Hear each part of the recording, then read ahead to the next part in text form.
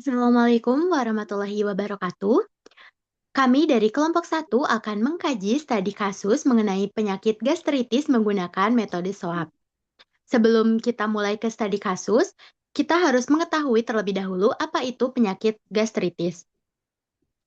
Namun pertama-tama perkenalkan saya Halida Aulia yang akan menjelaskan mengenai penyakit gastritis.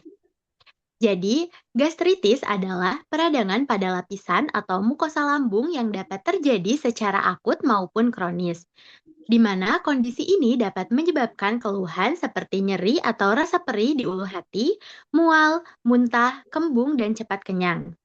Gastritis juga dapat disebabkan oleh berbagai faktor seperti infeksi Helicobacter pylori, penggunaan obat antiinflamasi nonsteroid, konsumsi alkohol yang berlebih, stres berat, serta pola makan yang tidak teratur.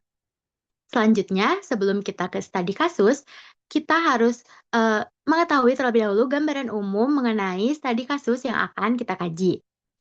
Pertama, diketahui identitas pasien dengan jenis kelamin laki-laki yang berusia 18 tahun mendatangi IGD dengan keluhan utama sinkop dan keluhan lain seperti penurunan berat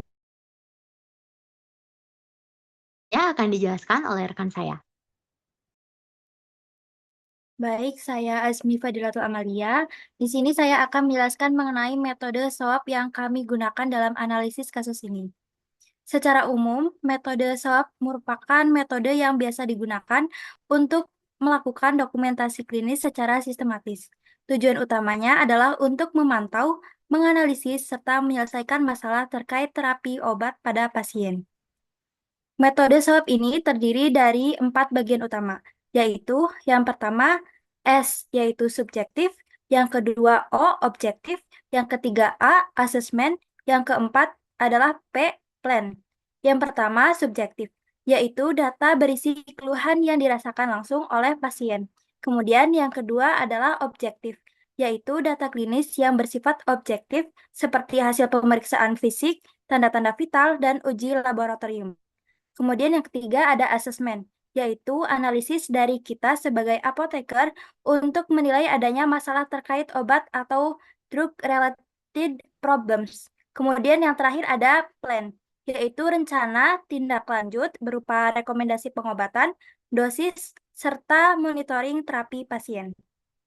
Untuk pembahasan bagian pertama, yaitu subjektif, akan dilanjutkan oleh rekan saya.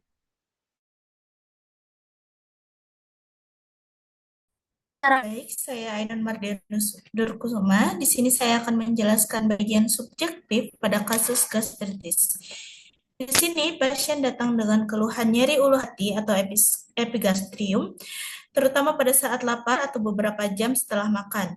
Rasa perih atau terbakar pada lambung, mual kadang disertai muntah, nafsu makan menurun, badan terasa lemas dan mudah lelah akibat anemia, pusing atau kunang-kunang saat berdiri, feses berwarna hitam atau melena sebagai tanda pendarahan saluran pencernaan atas. Selanjutnya akan dijelaskan oleh rekan saya.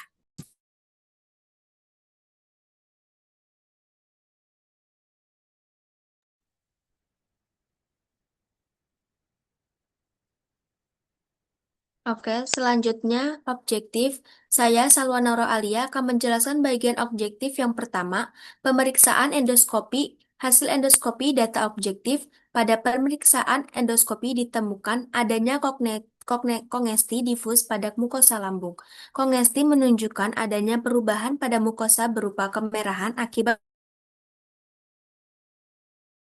Selain itu, ditemukan ulkus pada duodenum dengan ukuran sekitar 8 mm. Ulkus duodenum merupakan adanya kerusakan atau luka pada lapisan mukosa duodenum. Temuan ini penting karena ulkus dapat menjadi salah satu sumber perdarahan saluran cerna pada pasien.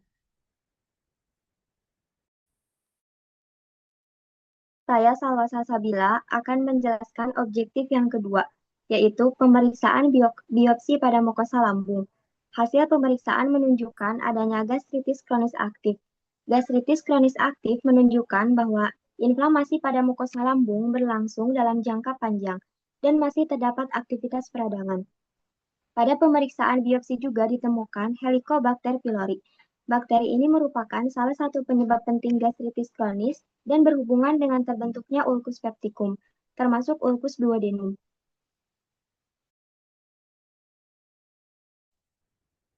Selanjutnya, saya Radiasa Ramadan akan menjelaskan objektif yang ketiga, yaitu perdarahan, anemia, dan evaluasi kondisi sistemik temuan objektif atau kondisi yang menyertai.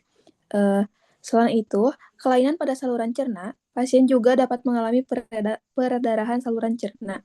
Kehilangan darah dapat menyebabkan penurunan kadar hemoglobin sehingga terjadi anemia.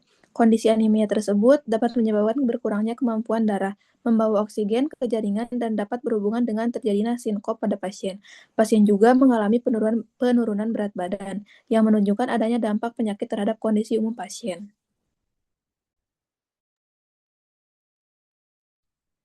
Baik, saya Rizky Novianti akan menjelaskan poin A assessment yang pertama, yaitu obat dan mekanisme kerjanya. Obat yang pertama ada omeprazol. Omeprazol adalah obat golongan proton pump inhibitor atau PPI yang berfungsi menurunkan produksi asam lambung. Mekanisme kerja dari omeprazol yaitu menghambat enzim H plus K plus ATPase, pompa proton pada sel parietal lambung, sehingga produksi asam lambung menurun dan pH lambung meningkat. Kondisi ini membantu penyembuhan ulkus serta mendukung kerja antibiotik dalam eradiksi H. pylori. Yang kedua, ada sukralfat. Sukralfat adalah obat pelindung mukosa lambung atau gastroprotektor yang bantu melindungi jaringan lambung dari asam dan bantu penyembuhan luka atau ulkus. Sukralfat memiliki mekanisme kerja yaitu bereaksi dengan asam lambung, membentuk gel kental yang melekat pada dasar ulkus, membentuk lapisan pelindung fisik yang mencegah kontak asam, pepsin, dan garam empedu dengan jaringan yang luka, sehingga mempercepat penyembuhan mukosa. Selanjutnya ada amoksisilin. Amoksisilin adalah obat antibiotik golongan penisilin yang digunakan untuk membasmi bakteri termasuk dalam terapi eradikasi H. pylori. Amoksisilin ini mekanisme kerjanya menghambat sintesis dinding sel bakteri dengan cara mengikat protein pengikat penisilin atau PBP sehingga dinding sel bakteri H. pylori rusak dan bakteri mati. Next. Nah, kemudian clarithromycin adalah obat antibiotik juga golongan makrolida yang digunakan untuk menghambat pertumbuhan bakteri. Clarithromycin ini mekanisme kerjanya menghambat sintesis protein bakteri dengan berikatan pada subunit ribosom 50S sehingga translasi mRNA terganggu dan pertumbuhan H. pylori terhenti. Yang terakhir ada sulfasperasus. Sulfasperasus adalah suplemen zat besi yang digunakan untuk mencegah dan mengatasi anemia akibat kekurangan zat besi. Nah, mekanisme kerja dari sulfasperasus ini menyediakan zat besi atau Fe2+ yang diserap di duodenum dan jejunum proksimal. Digunakan tubuh sebagai komponen pembentukan hemoglobin baru untuk mengatasi anemia akibat kehilangan darah dari perdarahan saluran cerna. Baik, selanjutnya akan diterangkan oleh rekan saya.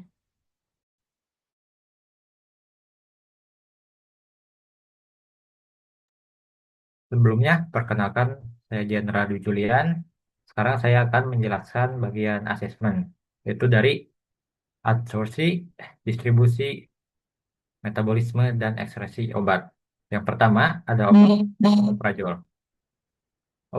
Omeprazol merupakan obat golongan penghambat pompa proton yang berfungsi menurunkan produksi asam lambung. Setelah diminum, obat diserap di usus halus dan makanan dapat mempengaruhi waktu serta jumlah obat yang diserap.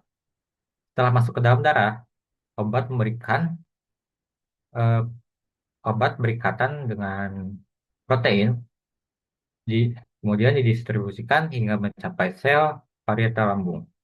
Metabolisme terutama berlangsung di hati melalui enzim CYP2C19 dan CYP3A4. Kemudian metabolitnya sebagian dikeluarkan melalui urin dan sebagian melalui feses. Obat ini menurunkan produksi asam lambung. Penurunan asam lambung dapat mengurangi penyerapan zat besi.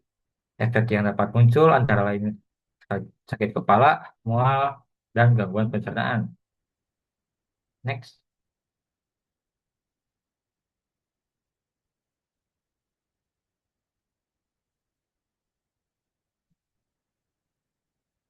Yang kedua ada sukralfat. Sukralfat bekerja terutama secara lokal di lambung dan duodenum. Hanya sedikit yang diserap secara sistemik. Sedangkan sebagian besar membentuk lapisan pelindung pada permukaan ulkus atau mukosa yang rusak. Karena absorpsinya sangat kecil, Sukarafat hampir tidak mengalami metabolisme. Bagian besar dikeluarkan melalui feses, sedangkan sejumlah kecil aluminium yang diserap dikeluarkan melalui ginjal. Sukarafat melindungi mukosa dari asam lambung dan pepsin. Sukralfat juga dapat berikatan dengan obat lain di saluran cerna sehingga mengurangi penyerapannya. Perubahan pH lambung juga dapat mempengaruhi aktivitasnya. Next. Yang ketiga ada amoksisilin. Amoksisilin merupakan antibiotik golongan penisilin yang bekerja dengan menghambat pembentukan dinding sel bakteri. Setelah diminum, amoksisilin diserap melalui saluran pencernaan dan makanannya umumnya tidak banyak mempengaruhi jumlah yang diserap. Amoksisilin didistribusikan melalui darah ke berbagai jaringan. Sebagian berikatan dengan protein plasma. Hanya sedikit yang mengalami metabolisme, sedangkan sebagian besar tetap dalam bentuk aktif. Obat ini diekspresikan melalui ginjal dalam bentuk yang tidak berubah. Efek yang dapat muncul antara lain mual, diare, dan gangguan pencernaan. Next. Keempat, clarithromycin. Clarithromycin merupakan antibiotik golongan obat sintesis protein bakteri. Setelah diminum, obat diserap melalui saluran pencernaan. Makanan dapat mempengaruhi kecepatan absorpsi, tetapi tidak selalu mengurangi jumlah obat yang diserap. Clarithromycin didistribusikan secara luas ke jaringan tubuh dan metabolisme di hati melalui CYP3A4 menjadi metabolit aktif, yaitu 14 hidroksi-clarithromycin. Obat dikeluarkan melalui urin dan feses. Clarithromycin juga menghambat CYP-A4 sehingga dapat meningkatkan kadar obat lain yang dimetabolisme melalui enzim tersebut. Efek sampingnya dapat berupa mual, muntah, nyeri perut, dan diare. Grapefruit atau jeruk bali juga dapat meningkatkan kadar clarithromycin melalui penghambat CYP3A4. Selanjutnya, materi akan disampaikan oleh rekan saya.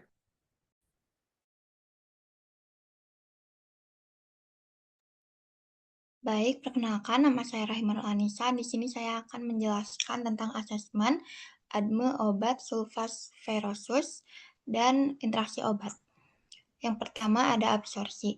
Besi terutama diserap di duodenum dan jejunum bagian proksimal. Penyerapan lebih baik dalam kondisi asam. Vitamin C dapat membantu meningkatkan penyerapan zat besi. Kalsium, teh, kopi, antasida, dan sukralfat dapat menurunkan penyerapan zat besi. Selanjutnya ada distribusi. Setelah diserap, besi dibawa dalam darah oleh transferin. Digunakan terutama untuk pembentukan hemoglobin dan mioglobin. Sebagian disimpan dalam bentuk ferritin dan hemosiderin. Lalu ada metabolisme. Besi tidak mengalami metabolisme seperti obat pada umumnya. Besi digunakan kembali melalui proses pembentukan dan pemecahan sel darah merah. Tubuh mengatur kadar besi terutama melalui pengaturan absorpsi dari usus. Dan yang terakhir yaitu ekskresi. Ekskresi tidak memiliki jalur ekskresi aktif utama. Sebagian kecil besi hilang melalui feses, urin, keringat, dan pergantian sel kulit atau mukosa. Next.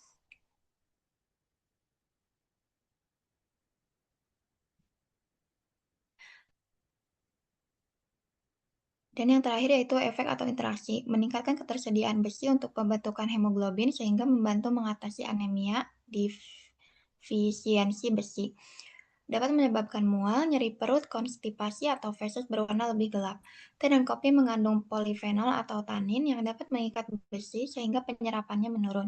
Susu dan kalsium dapat menghambat penyerapan besi. Antasida dan obat penurun asam lambung dapat menurunkan keasaman lambung sehingga penyerapan besi berkurang. Sukralfat dapat mengikat besi di saluran pencernaan sehingga jumlah besi yang diserap menjadi lebih sedikit. Next.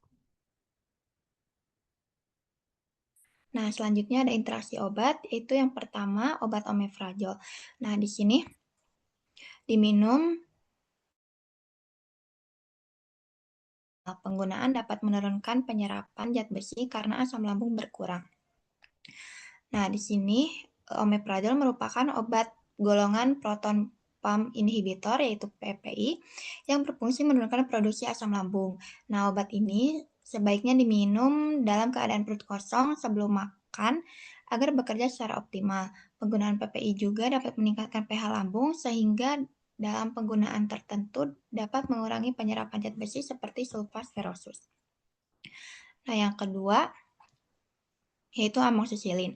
Dapat diminum bersama atau setelah makan untuk mengurangi rasa tidak nyaman pada lambung. Hindari penggunaan obat lain tanpa memperhatikan kemungkinan interaksi. Nah, di sini amoxicillin merupakan antibiotik yang digunakan dalam terapi eradikasi H. pylori. Nah, ini tuh menyebabkan keluhan saluran pencernaan seperti mual atau rasa tidak nyaman pada lambung, sehingga dapat diberikan setelah makan sesuai aturan yang telah ditentukan. Selanjutnya ada sukralfat, dapat mengikat obat lain sehingga mengurangi penyerapannya dan diberikan terpisah dari obat lain dan dalam keadaan perut kosong. Selanjutnya juga ada clarithromycin yang dapat dikonsumsi setelah makan untuk mengurangi gangguan lambung. Hindari buah anggur atau jeruk bali karena dapat meningkatkan kadar obat. Yang terakhir ada sulfasferosus. Penyerapan berkurang jika bersama susu, teh, kopi, kalsium, antasida, dan sukralfat. Dan diberi jarak dan diberi obat penurun asam lambung. Selanjutnya akan disampaikan oleh rekan saya.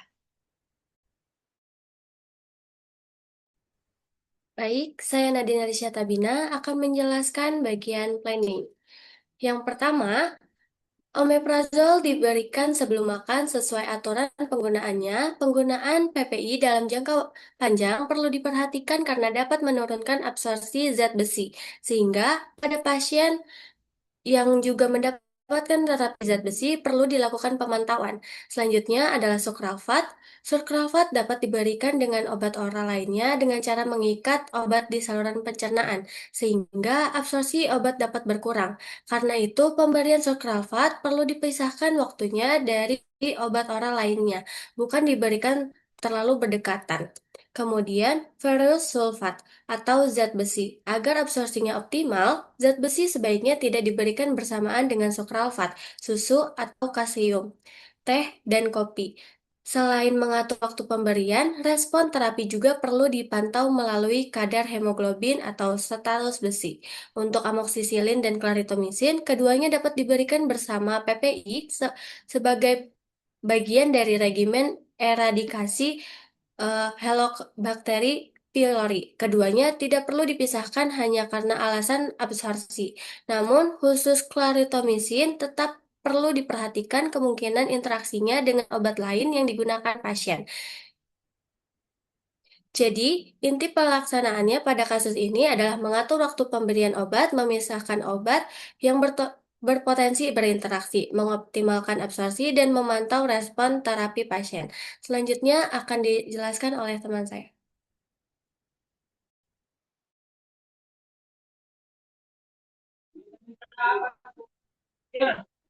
Selanjutnya yaitu bagian planning, bagian 2 akan dijelaskan oleh saya, Susi Nur Rahma. Di sini ada obat omeprazol 20 mg diminum 2 kali sehari, dan diminumnya 30 sampai 60 menit sebelum makan. Omeprazol bekerja dengan menghambat pompa proton pada sel parietal lambung sehingga produksi asam lambung berkurang. Dengan berkurangnya asam, mukosa lambung dapat lebih cepat mengalami penyembuhan dan kondisi lambung juga mendukung kerja antibiotik. Yang kedua, di sini ada obat amoxicillin diberikan 1000 Obat ini merupakan antibiotik yang bekerja dengan menghambat pembentukan dinding sel bakteri. Dalam kasus H. pylori, amoxicillin digunakan bersama antibiotik lain untuk membantu membasmi bakteri. Penggunaannya harus teratur dan terapi antibiotik perlu diselesaikan sesuai lama terapi yang ditentukan. Ketiga, ada clarithromycin diberikan 500 mg 2 kali sehari. Clarithromycin bekerja dengan menghambat sintesis protein bakteri melalui ribosom 50S. Obat ini digunakan dalam kombinasi dengan PPI dan antibiotik lain sebagai bagian dari terapi diksi H. pylori. Selanjutnya, selain ada terapi farmakologinya, di sini ada terapi suportifnya. Jadi selain terapi utamanya, terdapat terapi suportif yang bertujuan untuk membantu melindungi mukosa lambung, menangani kondisi yang menyertai Coklat itu ada diberikan 1 gram 4 kali sehari, yaitu sebelum makan dan sebelum tidur, dalam kondisi perut kosong. Obat ini akan membentuk lapisan pelindung pada bagian mukosa lambung yang mengalami kerusakan sehingga jaringan tersebut terlindungi dari asam dan faktor iritan lainnya. Selanjutnya untuk sucralfate juga sebaiknya diberi jarak sekitar 2 jam dari obat oral lainnya karena dapat mempengaruhi penyerapan beberapa obat. Nah, yang terakhir itu ada obat perosulfat diberikan 1-2 kali sehari sebagai terapi untuk membantu mengatasi anemia yang dapat terjadi akibat pendarahan saluran cerna. Zat besi yang terkandung di dalamnya diperlukan tubuh untuk membentukkan hemoglobin. Namun, penggunaan zat besi dapat menyebabkan efek seperti feses menjadi lebih gelap dan pada sebagian pasien dapat menimbulkan keluhan pada saluran pencernaan. Jadi, terapi pada kasus ini tidak hanya berfokus pada pengurangan asam lambung dan eradiksi H. pylori, tetapi juga melindungi mukosa lambung serta menangani anemia akibat pendarahan. Untuk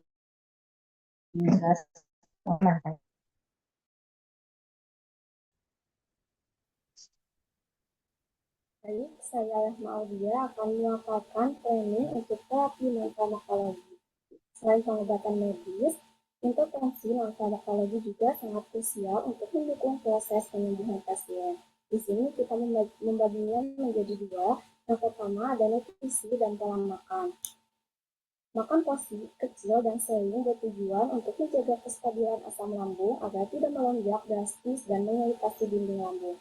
Yang selanjutnya, kita harus memperbanyak asupan zat besi. Kita juga menyarankan konsumsi makanan seperti daging, bayam, dan telur untuk membantu memulihkan kondisi anemia pada pasien. Yang selanjutnya ada menghindari pemicu iritasi. Kita harus menghimbau pasien agar membatasi atau menghindari makanan pedas, asam, minuman bersoda, kopi, serta teh pekat yang dapat memperburuk kondisi lambung. Yang kedua yaitu ada gaya hidup dan pemulihan. Hentikan obat nyeri bebas. Kita harus mengedukasi agar menghentikan penggunaan obat pereda nyeri tanpa resep seperti NSAID yang berisiko mengiritasi mukosa lambung. Dan selanjutnya ada dukungan pemulihan duodenum. Menghindari konsumsi rokok dan alkohol untuk mempercepat proses penyembuhan organ, khususnya duodenum. Yang selanjutnya ada pencegahan pusing dan pingsan. Kita harus mengedukasi pasien untuk tidak mendadak berdiri atau bangun secara perlahan dari posisi duduknya atau tidur, dan membatasi aktivitas fisik yang berlebihan untuk mencegah timbulnya pusing atau risiko pingsan. Next. Yang selanjutnya ada planning untuk pencegahan infeksi. Hal ini juga dilakukan untuk mencegah infeksi berulang maupun infeksi sekunder pada pasien.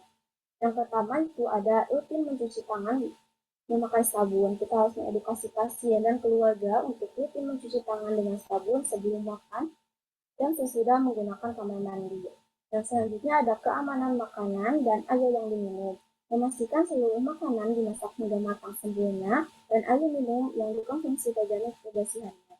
Yang selanjutnya ada pencegahan penularan oral. Menggunakan alat pribadi tidak bergantian dengan anggota keluarga lain untuk mencegah penularan kuman atau bakteri. Yang selanjutnya yaitu manajemen stres. Kita harus mengelola stres dengan baik agar sistem imun tubuh tetap optimal dalam melawan infeksi. Baik, terima kasih. Sekian dari kelompok kami. Wassalamualaikum warahmatullahi wabarakatuh.